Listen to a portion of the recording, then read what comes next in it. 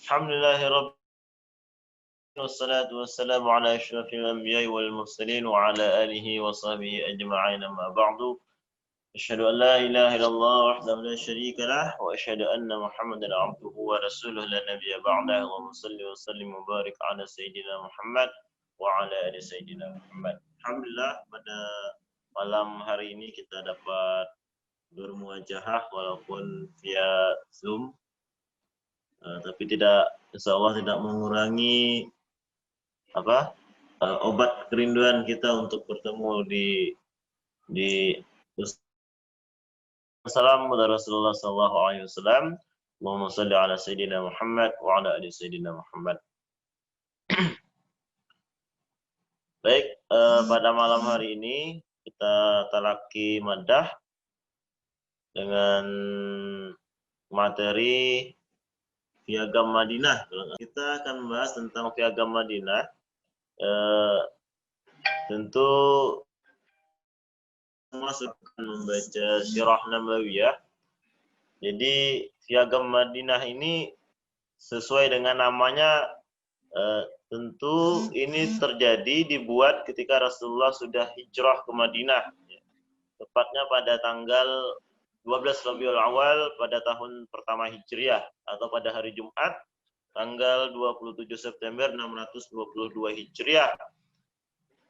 Saat itu Rasulullah singgah di Bani An-Najjar ya, pada hari Jumat itu. Tentu saja pada hijrah pertama itu Rasulullah ketika sampai di Madinah, Rasulullah pertama kali membangun masjid yang sama-sama kita ketahui. Masjid itu kalau nggak salah ukurannya berapa ya? Luas lah jelasnya. Kalau dihitung tuh sampai 100 hasta kalau Anda baca dalam Sirah Nabawiyah. Rasulullah membangun masjid itu. Daunnya dari daun kurma, kemudian tiang-tiangnya dari batang pohon, kemudian dinding-dindingnya dari batu bata yang dilumuri tanah liat. Nah, setelah Rasulullah membangun masjid itu, kemudian Rasulullah membuat sebuah piagam Madinah. Piagam Madinah ini sebenarnya sudah banyak orang yang menganalisa, tapi ana malam hari ini ingin mengambil ringkasan yang diringkas oleh Ustaz Zainal Abidin Ahmad. Ya. Beliau ini berijtihad membagi isi Piagam Madinah itu ke dalam bab dan pasal, seperti undang-undang lah kalau kita sekarang gitu ya. Siapa itu Zainal Abidin yang meringkas Piagam Madinah ini menjadi beberapa bab dan pasal? Beliau itu adalah cendekiawan Melayu Minangkabau. Mana nih? Minangkabau, kelahiran 1911 Masehi, yang mendapat gelar profesor dari Institut Ilmu Quran pada tahun 1983. Beliau aktif berjuang saat penjajahan Belanda melalui jalur politik dengan mendirikan Partai Persatuan Muslim Indonesia, PERMI, dan kemudian menjadi salah satu ideologi Masyumi. Jadi PERMI itu yang beliau dirikan di jalur politik kemudian menjadi sebuah ideologi Masyumi. Beliau sempat menjadi wakil ketua DPR masa jabatan 1955-1959.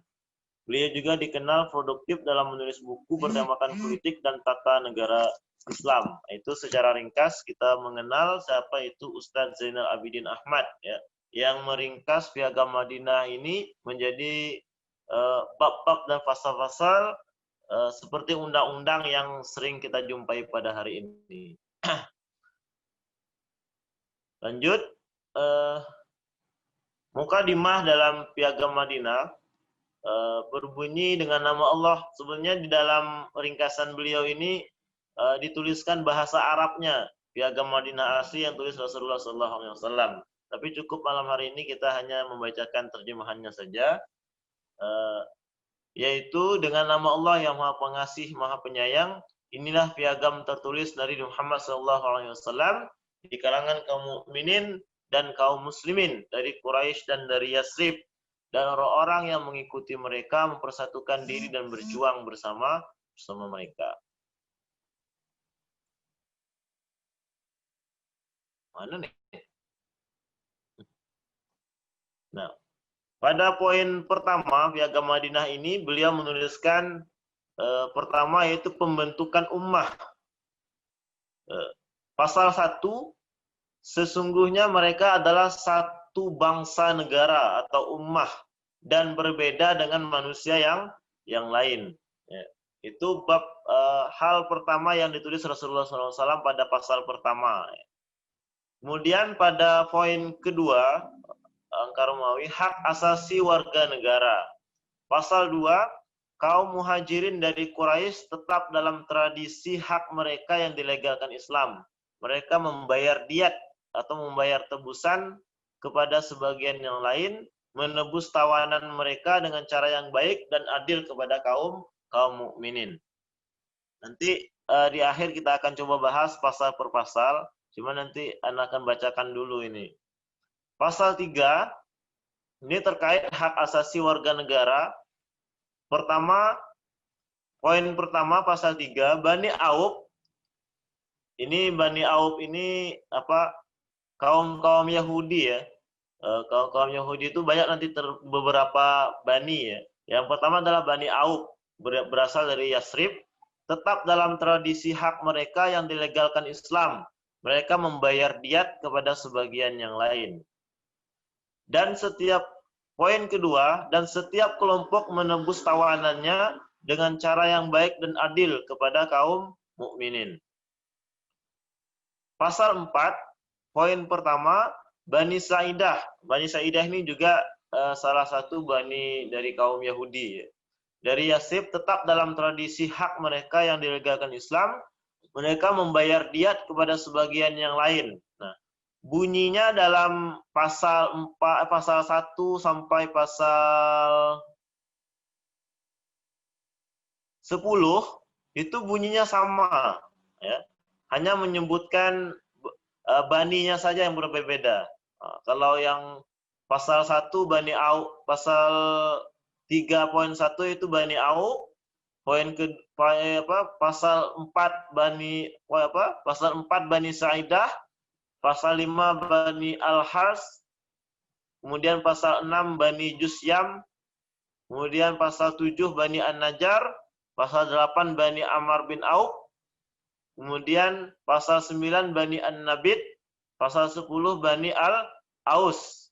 Nah, bunyi pasal-pasal ini sama, hanya beda menyebutkan nama baninya saja. Kemudian poin ketiga, persatuan seagama, pasal 11, kaum mukminin tidak boleh menelantarkan atau mufrah orang yang mempunyai hutang dan tanggungan keluarga yang banyak. Dan mereka harus memberinya uang untuk tawanan atau pembayaran diat dengan cara yang baik. Kemudian bunyi pasal 12, orang mukmin tidak boleh bersekutu dengan mantan budak orang mukmin lain tanpa melibatkan mantan pemilik budak tersebut. Ini bunyi pada pasal 12. Jadi orang mukmin tidak boleh bersekutu dengan mantan budak. Nah, jadi walaupun yang ia bersekutukan itu dengan mantan budak orang mukmin, kecuali dia harus melibatkan mantan pemilik budak tersebut. Pasal 13, poin pertama, sesungguhnya kaum mukminin yang bertakwa itu bersatu dalam menghadapi orang yang berbuat aniaya terhadap mereka atau orang yang menginginkan kezaliman besar atau dosa atau permusuhan atau kerusakan terhadap kaum mukminin. Poin kedua, kebulatan persatuan terhadap orang yang bersalah merupakan tangan yang satu, walaupun terhadap anak-anak mereka sendiri. Pada poin 2 ini, kebulatan persatuan mereka yang dari penjelasan dari poin pertama itu, jadi walaupun yang bersalah itu anak mereka sendiri, harus mereka juga bersatu untuk menghadapi perbuatan aniayanya. Ya. Kemudian pasal 14 poin pertama, orang mukmin tidak boleh membunuh orang mukmin lainnya lantaran orang kafir. Poin kedua, tidak pula diperkenankan orang mukmin membantu orang kafir melawan orang mukmin yang lain. Nah, pada pasal 14 ini terkhusus orang mukmin itu tidak boleh membunuh orang mukmin lainnya lantaran mungkin ingin membantu orang kafir gitu. Tidak boleh. Dan tidak pula diperkenankan orang mukmin membantu orang kafir melawan orang mukmin yang lain, ya. Kemudian pasal 15, poin pertama, jaminan Allah adalah satu dan merata, melindungi nasib orang-orang lemah. Nah, ini poin pasal 15. Poin kedua, sesungguhnya kaum mukminin adalah pendukung bagi sebagian yang lain dari gangguan manusia lainnya. Nah, kalau pasal 14 tadi, kalau kita lihat, ini kayaknya lebih ke hubungan sesama mukmin. Yang pasal 15 ini hubungan sesama manusia. Jadi hukum Allah itu pada pasal 15 ini merata. Siapapun yang melakukan kesalahan harus ditindak. Sesungguhnya kaum mukmin adalah pendukung bagi sebagian yang lain dari gangguan manusia lainnya. Kemudian yang nomor 4, persatuan segenap warga negara, pasal 16. Bahwa kaum Yahudi yang mengikuti kita, setia kepada negara kita, yaitu Madinah, berhak mendapat bantuan dan perlindungan. Tidak boleh dizolimi dan tidak boleh diasingkan dari pergaulan umum. Ya. Kaum Yahudi yang setia harus tetap mendapatkan bantuan dan perlindungan. Tidak boleh dizolimi dan tidak boleh diasingkan dari pergaulan umum. Pasal 17, poin pertama, sesungguhnya perdamaian kaum mukminin itu satu. Ya. Poin kedua, orang mukmin tidak boleh berdamai dengan musuh dalam perang di jalan Allah tanpa melakukan musyawarah dan persetujuan orang-orang mukmin lainnya, kecuali dengan cara yang benar dan adil di antara mereka. Pasal 18, setiap orang pasukan Islam maksudnya yang pergi berperang harus saling bergiliran satu sama lain. Nah, salah satu pengertian dari pasal 18 ini adalah setiap pasukan Islam yang berangkat dalam sebuah peperangan, maka sebagian orang-orang mukmin yang tidak ikut berangkat perang menggantikan posisi orang yang berangkat perang. Artinya dia yang mengurusi segala kebutuhan kaum pasukan Islam yang berangkat perang. Jadi ketika itu perangnya bergiliran, tidak sekaligus semuanya. Jadi kalau misalnya ada 100 orang, 50 orang yang ikut perang, 50 orang ini menggantikan tugas orang yang berangkat perang. Apakah mungkin memperhatikan keluarga-keluarganya yang ditinggalkan.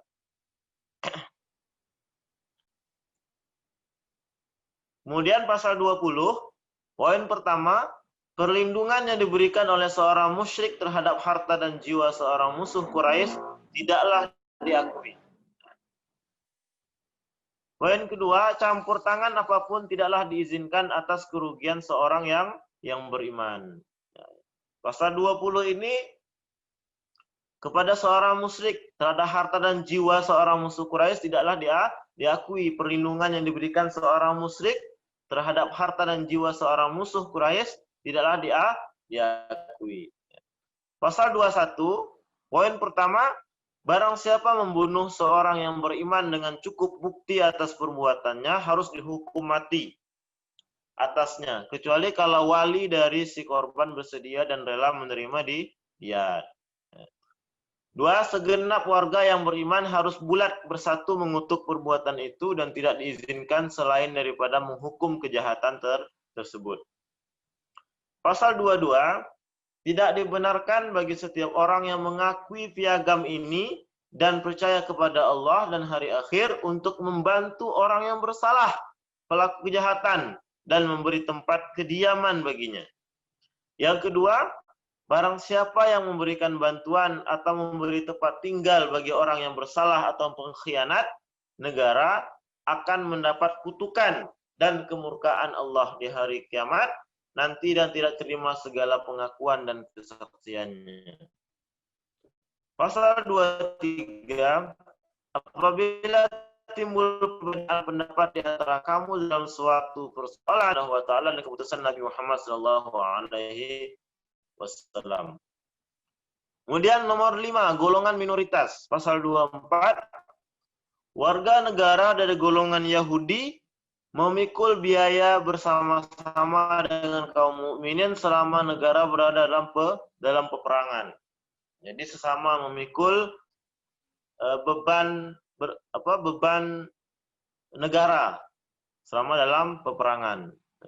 Kalau misalnya perang itu butuh biaya besar, maka seluruh kaum warga Yahudi yang di Madinah itu juga merasa memikul beban yang sama dengan orang-orang mukmin yang berangkat dalam peperangan. Pasal 25, poin pertama, kaum Yahudi dari suku Bani Auf adalah satu bangsa negara dengan kaum mukminin. Kaum Yahudi bebas memeluk agama mereka sebagaimana kaum muslimin bebas memeluk agama mereka. Kebebasan ini berlaku juga terhadap pengikut sekutu-sekutu mereka dan diri mereka sendiri. Kecuali kalau ada yang mengacau dan berbuat kejahatan yang menimpa diri orang yang bersangkutan dan keluarganya. Pasal 26. Nah, pasal 26 ini dituliskan semua bani Yahudi dari kaum Yahudi dari beberapa bani ya. Yang pertama kaum Yahudi dari Bani Najjar diperlakukan sama seperti kaum Yahudi Bani Auf. Tadi jelaskan Bani Auf ini diperlakukan sama dengan kaum mukminin dan kaum Yahudi semuanya dari Bani Najjar, Bani Al-Haris, Bani Sa'idah, Bani Juzjam, Bani Aus, kemudian Bani Sa'labah, kemudian lagi Bani Syutaibah, kemudian dan seterusnya semua bani-bani dari kaum Yahudi itu diberlakukan sama, intinya sama dengan kaum mukminin yang berada di Madinah. Dalam hal golongan minoritas. Jadi istilahnya itu tidak ada namanya golongan minoritas. Jadi Rasulullah menyamakan semuanya gitu, seluruh bani itu. Kemudian pasal 32, suku Jabnah bertali darah dengan kaum Yahudi dari Bani Sa'labah diperlakukan sama seperti Bani Sa'labah. Bani Syutaibah diperlakukan sama seperti kaum Yahudi Bani Auf. Sikap yang baik harus dapat membendung segala penyelewengan. Pasal 34, pengikut-pengikut sekutu dari Sa'labah diperlakukan sama seperti Bani Sa'labah. Pasal 35, semua pegawai dan pembela kaum Yahudi diperlakukan sama seperti kaum Yahudi. Pegawainya, pembela kaum Yahudi diperlakukan sama seperti kaum Yahudi. Kemudian yang nomor 6, tugas warga negara. Pasal 36, tidak seorang pun warga negara diperbolehkan keluar Madinah melakukan tindakan keluar tanpa seizin Nabi Muhammad SAW. Yang kedua, seorang warga negara dapat membalaskan kejahatan luka yang dilakukan orang kepadanya. 3. Barang siapa yang berbuat kejahatan, maka ganjaran kejahatan itu menimpa dirinya dan keluarganya, kecuali untuk membela diri. Jadi kalau orang berbuat kejahatan, maka ganjaran kejahatannya itu juga menimpa dirinya dan keluarganya. Jadi bukan hanya dirinya sendiri, ya, kecuali untuk membela diri atau dizolimi. 4. Tuhan melindungi orang yang setia pada piagam ini. Nah, ini unik. Pada poin nomor 4 ini Rasulullah tidak menyebutkan Rasulullah menyebutkan secara umum gitu, Tuhan melindungi orang yang setia pada piagam ini. Pasal 37, kaum Yahudi memikul biaya negara, seperti halnya kaum muslimin memikul biaya negara. 2, di antara segenap warga negara Yahudi dan Muslim terjalin pembelaan untuk menentang setiap musuh negara yang memerangi setiap peserta dari piagam ini. Di antara mereka harus terdapat saling nasihat menasihati dan berbuat kebajikan dan menjauhi segala dosa. Seorang warga negara tidaklah dianggap bersalah karena kesalahan yang dibuat sahabat atau sekutunya. Pertolongan, pembelaan, dan bantuan harus diberikan kepada orang atau golongan yang teraniaya. Pasal 38. Warga negara kaum Yahudi memikul biaya bersama warga negara yang beriman selama terjadi peperangan. Ya. Kemudian nomor 7, melindungi negara. Pasal 39. Kota Yasrib, ibu kota negara, haram. Tidak boleh dilanggar kehormatannya oleh setiap peserta piagam ini. Pasal 40. Tetangga harus diperlakukan seperti diri sendiri. Tidak boleh diganggu dan disakiti. Pasal 41, tidak diperkenankan menempati wilayah yang disucikan tanpa izin dari pemiliknya. Nomor 8, pimpinan negara. Setiap kali terjadi suatu peristiwa di antara peserta piagam ini atau terjadi pertengkaran, harus segera dilaporkan dan diserahkan penyelesaiannya menurut hukum Allah dan utusannya Muhammad SAW. Allah berpegang teguh kepada piagam ini dan orang-orang yang setia kepadanya. Pasal 43, Quraisy, musuh, ketika itu musuhnya itu kaum Quraisy, ya. Tidak boleh dilindungi. Begitu juga sama semua orang yang membantu mereka. Pasal 44, di kalangan warga negara sudah terikat janji pertahanan bersama untuk menentang setiap agresor terhadap kota Yasrib. Nomor 9, politik perdamaian, pasal 45. Apabila mereka diajak kepada perdamaian dan membuat perjanjian damai, mereka tetap sedia untuk berdamai dan membuat perjanjian damai. Setiap kali ada ajakan perdamaian seperti demikian, kaum yang beriman harus melakukannya, kecuali terhadap orang atau negara yang menunjukkan permusuhan terhadap agama Islam. Setiap orang memiliki bagian masing-masing dari kesepakatan yang mereka buat. Pasal 46, kaum Yahudi Aus dan segala sekutu serta simpatisan mereka mempunyai kewajiban yang sama dengan semua peserta piagam untuk kebaikan ini. Sesungguhnya kebaikan tidak sama dengan kejahatan. Setiap perbuatan seorang akan ditanggung oleh dirinya sendiri. Penutup, poin 10, penutup. Pasal 47, Allah menyertai pihak yang benar dan tunduk menjalankan isi perjanjian ini. Surat perjanjian ini tidak menghalangi pelaksanaan hukuman terhadap orang yang zalim dan orang yang berbuat dosa. 3, barang siapa keluar dari Madinah maka ia mendapatkan keamanan, dan barang siapa tinggal di Madinah maka ia mendapatkan keamanan, kecuali orang yang berbuat zalim atau berbuat dosa. Yang keempat, Allah melindungi orang warga negara yang baik dan bersikap takwa.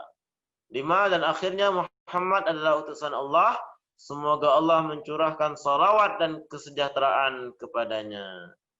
Dikutip dari buku Piagam Madinah karya Ustadz Zainal Abidin Ahmad dengan penyesuaian seperlunya. Bab dan pasal tertera adalah ijtihad beliau dalam mengelompokkan konten piagam dibandingkan dengan poin-poin Sirah Salabi dan Tarikh Munawar Khalil. Ya. Jadi sekali lagi ini ringkasan atau ijtihad yang ditulis oleh Ustadz Zainal Abidin Ahmad. Ya.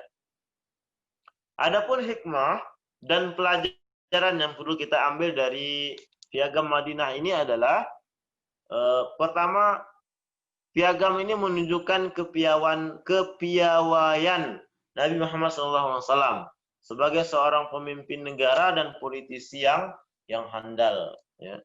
Kemudian sebagian ulama membagi konten Piagam Madinah sebagai berikut. Yang pertama, konstitusi yang mengatur hubungan sesama muslim. Jadi Piagam Madinah itu yang pertama mengatur hubungan sesama muslim. Yang kedua, perjanjian yang mengatur hubungan muslim dengan non muslim, ya. Yaitu dari pasal 24 sampai 47 terpisah dari pasal-pasal sebelumnya, ya. Kemudian mukadimah Piagam Madinah mengandung persetujuan bersama antara pemimpin, yaitu Nabi Muhammad SAW, dengan pihak yang dipimpin, yaitu masyarakat Madinah. Masyarakat Madinah, ya semuanya, apakah dia muslim maupun non-muslim. Yang kedua, penonjolan nama pemimpin yaitu nabi. Di dalam Piagam Madinah yang kita bacakan tadi ada beberapa yang disebutkan, gitu kan, langsung disebutkan nama Nabi Muhammad SAW. Ini adalah untuk menonjolkan bahwa yang menjadi pemimpin negara Madinah ketika itu yaitu Nabi Muhammad SAW, ya, bukan yang lainnya. Kemudian dalam mukadimah itu juga ada deklarasi atau proklamasi berdirinya negara Islam Madinah. Kalau kita baca di mukadimah itu ada, itu menunjukkan proklamasi berdirinya negara Islam Madinah. Ya. Pelajaran dari Piagam Madinah ini, kemudian ada yang apa? Kalau kita simak lagi baca Piagam Madinah tadi, Rasulullah membedakan, menyebut ada yang mukmin, ada yang muslim. Ya. Kalau menurut Dr. Hasan Ibrahim Hasan, warga negara yang dimaksud dalam mukadimah itu, yang pertama itu ada yang disebut dengan mukmin muhajirin, kemudian mukmin ansar, kemudian kaum munafik, munafik Yasrib. Ya, ini dia tetap dianggap muslim tapi munafik. Ya. Kemudian yang keempat, warga negara yang keempat yaitu kaum Yahudi. Jadi hanya 4 warga negara dalam Piagam Madinah ini, yaitu tadi mukmin muhajirin, mukmin ansar, kemudian kaum munafik Yasrib, atau sebut juga dengan dia Islam, tetap diakui Islam tapi munafik. Yang keempat yaitu kaum Yahudi. Ya. Kemudian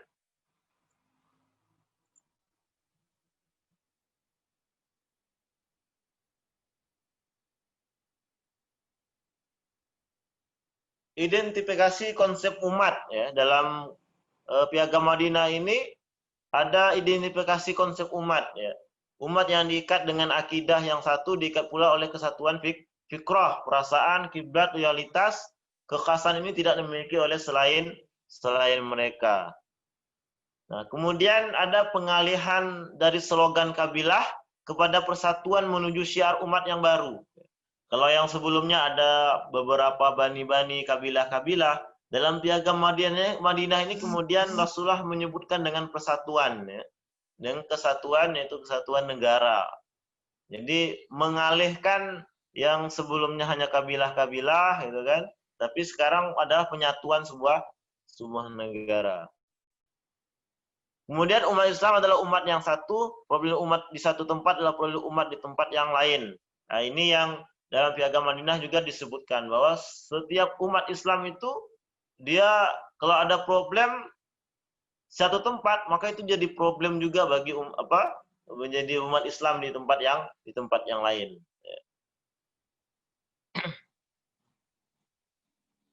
Kemudian pembentukan umat dalam Piagam Madinah ini meliputi berdasarkan akidah dan agama, ya, meliputi seluruh umat Islam dimanapun ia berada. Yang kedua, berdasarkan tempat tinggal wilayah, negara atau kewarganegaraan, juga meliputi non-muslim sekaligus yang setia dengan perjanjian dan peraturan yang ada, sebagaimana diakui keberadaan mereka pada piagam tersebut. Hak-hak seluruh golongan di atas pun telah diatur dalam Piagam Madinah. Jadi sangat jelas, ya, dalam Piagam Madinah itu hak-hak semua golongan warga negara yang 4 tadi itu semuanya sudah diatur dalam Piagam Madinah yang begitu jelas, ya. Semuanya punya hak yang sama, ya. Ya, kemudian hak asasi manusia tetap diakuinya ikatan-ikatan selain akidah seperti disebutkan pada pasal 3 sampai 10. Sebagaimana pula hubungan antara orang tua dan anak, ya. Disebutkan satu persatu kabilah menunjukkan kejeniusan Nabi dalam hal rasa kepemilikan dan kebersamaan. Ini yang unik juga. Dalam Piagam Madinah itu tadi kita bacakan, ya, ada Bani Auf, Bani Aus, dan bani-bani yang lain itu Rasulullah sebutkan semua bani yang dalam negara Madinah itu. Nah, ini menunjukkan bahwa Rasulullah menghargai mereka, gitu, sehingga mereka merasa memiliki negara Madinah ini bersama-sama, gitu. Sehingga disebutkan semua kabilah-kabilah yang di dalam Piagam Madinah itu. Penyebutan suku juga bermakna politis untuk meyakinkan setiap suku terkait sebagaimana penyebutan nama tiap provinsi atau negara bagian dalam satu negara. Ya. Juga Nabi telah mencanangkan kebebasan beragama di Madinah sejak lebih dari 1400 tahun lalu. Bahwa tiap pemeluk agama bebas memeluk agamanya dan beribadah sesuai dengan keyakinannya. Yaitu pasal 25. Ya, tadi kan? Dalam pasal itu kan Rasulullah menyebutkan setiap warga negara bebas memeluk hak mereka masing, memeluk agama mereka masing-masing, gitu kan? Umat Islam berhak memeluk agama Islamnya, kemudian orang Yahudi berhak memeluk agama Yahudinya. Kemudian juga Nabi telah mencanangkan hak perlindungan keamanan yang sama bagi tiap warga negara. Jadi Rasulullah tidak membedakan apakah dia Muslim dan Muslim, selagi dia terikat dengan perjanjian Piagam Madinah ini, secara keamanan mereka haknya sama. Hak perlindungannya sama. Kemudian prinsip persamaan menjadi salah satu poin piagam ini. Ada persamaan dimaksud bukan persamaan tanpa batas, sebagaimana diinginkan orang-orang yang terperdaya. Sesuai dengan tabiat bahwa terdapat perbedaan tingkat seseorang dari sisi kapasitas, dan lain-lain. Persamaan dimaksud dalam interaksi manusia di hadapan syariat, hukum, hak-hak umum, dan lain-lain. Itu sama. Ya. Tapi tentu saja dalam hal-hal agama, tentu ini dibatasi oleh itu. Tidak sama. Gitu kan. Kemudian rujukan tertinggi adalah Allah. Nah, dalam Piagam Madinah itu langsung dituliskan bahwa rujukan tertinggi apabila kamu misalnya bertikai, berbeda pendapat, maka semuanya harus dikembalikan kepada hukum Allah dan Rasulullah SAW. Tersebut dalam pasal 23 kan. Apabila timbul perbedaan pendapat di antara kamu dalam suatu persoalan, penyelesaian dikembalikan kepada hukum Allah dan keputusan Nabi Muhammad SAW. Kemudian otoritas tertinggi adalah milik Allah, merupakan pengukuhan ubudiyah dari hamba. Ini luar biasa dalam Piagam Madinah ini. Jadi semua otoritas tertinggi itu adalah milik Allah, kemudian baru Rasulullah SAW. Kemudian dari perjanjian ini juga kaum Yahudi mengakui otoritas tersebut. Nah, namun mereka tidak selalu memakai pengadilan Islam. Mereka memakai Taurat dalam urusan antar personal. Mereka memakai pengadilan Islam untuk urusan antara Muslim Yahudi atau sesama kabilah Yahudi. Contoh kasus pertikaian Bani Qurezah dan Bani Nadir. Mereka menjadikan Nabi sebagai hakim hingga turun ayat, ya kan? Surah Al-Maidah ayat 45. Ya. Dan kami telah tetapkan terhadap mereka di dalamnya Taurat bahwasanya jiwa dibalas dengan jiwa, mata dengan mata, hidung dengan hidung, telinga dengan telinga, gigi dengan gigi, dan luka-luka pun ada kisasnya. Barang siapa yang melepaskan hak kisasnya, maka melepaskan hak itu menjadi penebus dosa baginya. Barang siapa tidak memutuskan perkara menurut apa yang diturunkan Allah, maka mereka itu adalah orang-orang yang lalim. Ya. Dan Yahudi mengakui, jadi kalau misalnya kasusnya itu pengadilan sesama mereka menggunakan kitab Taurat. Tapi kalau misalnya urusan itu terkait dengan kaum muslimin dan Yahudi, mereka memakai hukum yang diturunkan Allah kepada Rasulullah SAW. Ya.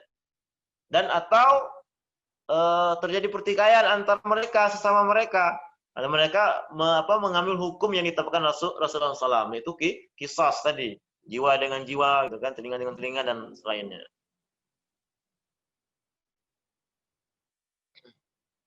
Konstitusi pertama, piagam ini mencakup segala sisi yang diperlukan oleh sebuah negara, baik dari sisi undang-undang, administrasi, hubungan individu dengan negara, dan lain-lain. Piagam Madinah berdasarkan Islam, namun mampu mengayomi tiap pihak yang menjadi warga negara di Madinah termasuk Yahudi. Bukti bahwa Islam mampu membawa keadilan, rasa aman, dan bukan momok yang perlu ditakuti. Para akademisi Timur dan Barat mengakui bahwa Piagam Madinah adalah naskah konstitusi terlengkap tertua. Jadi konstitusi pertama. Maka negara-negara setelah itu banyak yang mengikuti konstitusi ini gitu. Piagam Madinah ini. Apakah dia mengambil setengahnya atau mengambil sebagiannya gitu. Jadi dianggap ini adalah konstitusi pertama ya. Kemudian beberapa sebutan akademisi barat tentang piagam tersebut. Nah, ini bahasa Inggris pula nih. Nanti bisa dicari lah di Google. Ada nyebut The Constitutional of Madinah gitu kan, dan lain-lain.